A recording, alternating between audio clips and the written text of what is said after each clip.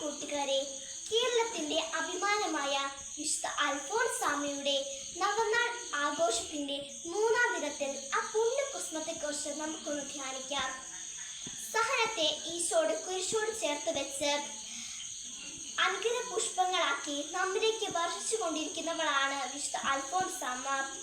എല്ലാ വേദനകളും ഈശോയുടെ തിരുഹൃദയത്തിന് അർപ്പിക്കുമ്പോൾ കൈവരുന്ന സന്തോഷം എത്ര വലുതാണെന്ന് വിശുദ്ധ അൽഫോൻസാമ്മ പറഞ്ഞിട്ടുണ്ട്. അതെ, നമുക്കുണ്ടാകുന്ന എല്ലാ വേദനകളും ഈശോയുടെ തിരുഹൃദയത്തിന് സമർപ്പിക്കുമ്പോൾ ആ സന്തോഷം നമുക്കും അനുവദിക്കാൻ സാധിക്കും.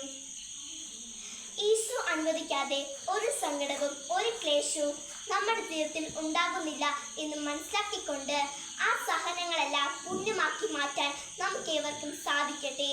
സഹനങ്ങൾ നമുക്ക് അനുഗ്രഹം ചൊരിയുന്ന പുഷ്പങ്ങളാണെന്ന് വിശുദ്ധ അൽഫോൻസാമ്മയുടെ ജീവിതത്തിൽ നിന്ന് നമുക്ക് പഠിക്കാൻ സാധിക്കും. അതുകൊണ്ട് നമുക്കുണ്ടാകുന്ന ചെറിയ ചെറിയ വേദനകളും പരാജയങ്ങളും സങ്കടങ്ങളും ഈശോയുടെ തിരുഹൃദയത്തിന് ബലമേൽപ്പിക്കുമ്പോൾ അതെല്ലാം അനുഗ്രഹങ്ങളാക്കി ആത്മാക്കളുടെ രക്ഷയ്ക്കായി മാറ്റണമേ എന്ന പ്രാർത്ഥനയോടെ ഈ ദിനത്തിൽ നമുക്കായിരിക്കാം. ഈശോ മിശിഹായ്ക്ക് സ്തുതിയായിരിക്കട്ടെ.